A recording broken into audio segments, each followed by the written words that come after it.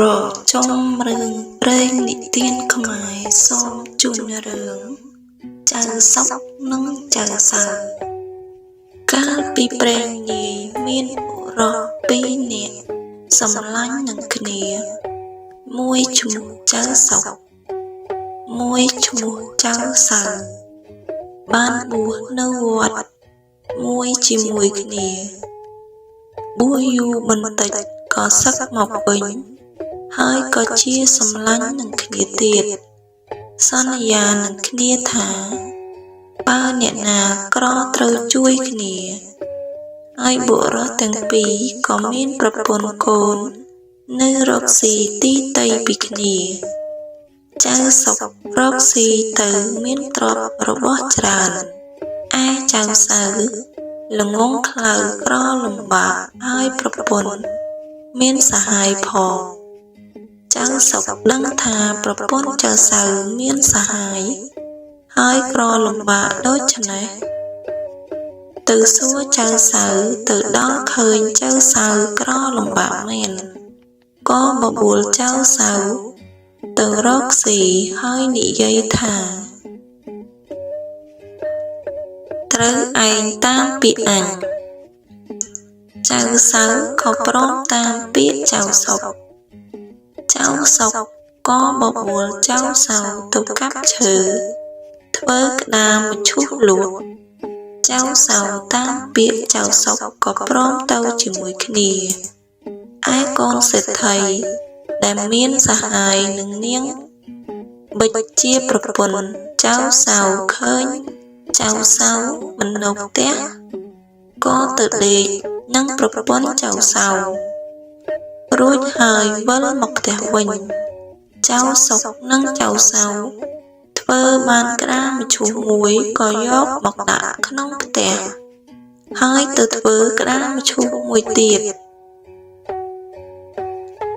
កូនសេដ្ឋីក៏ទៅដេកនឹងនាងបិចទៀតដល់ពាក់កណ្ដាលផ្លូវ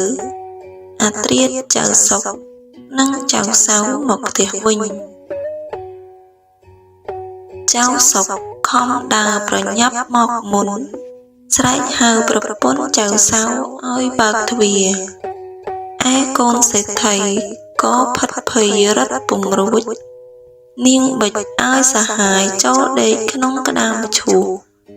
ហើយទៅបើកទ្វារឲ្យចៅសុក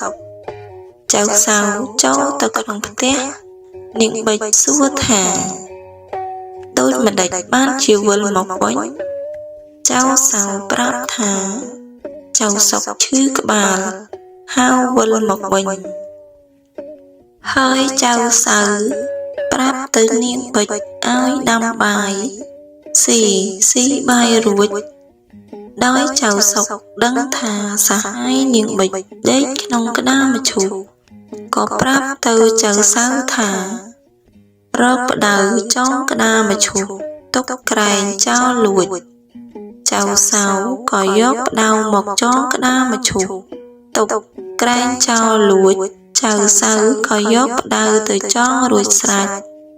ហើយយកដែកគោលបោះថែមទៀតឯចៅសៅពុំដឹងថាប្រពន្ធមានសហាយក៏ធ្វើតាមពាក្យចៅសុកបង្គាប់លុះព្រឹកឡើងចៅសៅប្រើប្រពន្ធឲ្យទៅទិញអីវ៉ាន់ហើយនាងបិចហួសទៅប្រាប់សេដ្ឋីថា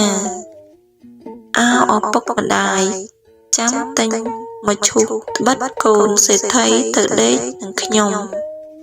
ប្តីខ្ញុំមកតាន់វារត់ទៅដេកក្នុងមឈូសឥឡូវនេះប្តីខ្ញុំសែងយកមកព្រឹកនេះហើយប្រាប់ហើយនាងបិចក៏ត្រឡប់ទៅផ្ទះវិញចៅសៅនិងចៅសុកស៊ីបាយរួចក៏សែងមឈូសយកទៅលក់សេដ្ឋីឲ្យខ្ញុំមួយនាក់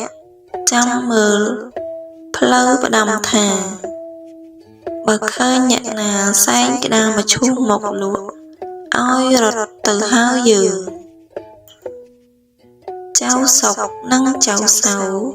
សែងក្តាមឈូសទៅដល់ផ្ទះសេដ្ឋីស្រែកពពាវវនាវថាអ្នកណាទិញក្តាមឈូសទេសេដ្ឋីឮសួរថាលក់តម្លៃប៉ុន្មានចៅសុកប្រាប់ថាអោចាក់ប្រាក់ពីដីឡើងស្មើនឹងមឈូសសេដ្ឋីសុំតម្លៃចៅសុកមិនព្រមសេដ្ឋីក៏ប្រើខ្ញុំកំដរឲ្យទៅយកប្រាក់មកចាក់ស្មើនឹងមឈូសហើយចៅសុកនិងចៅសៅយកប្រាក់ទៅផ្ទះចាយគ្នាសេដ្ឋីក៏មឈូសយកកូនចេញក្រោយមកចៅសៅយកនាងបិចធ្វើប្រពន្ធដូចដដែលវិញរឿងនិទានខ្លីក៏បានបញ្ចប់ត្រឹមនេះសង្ឃឹមថានឹងជួបពុកម៉ែបងប្អូនទាំងអស់គ្នានៅវីដេអូក្រោយៗទៀត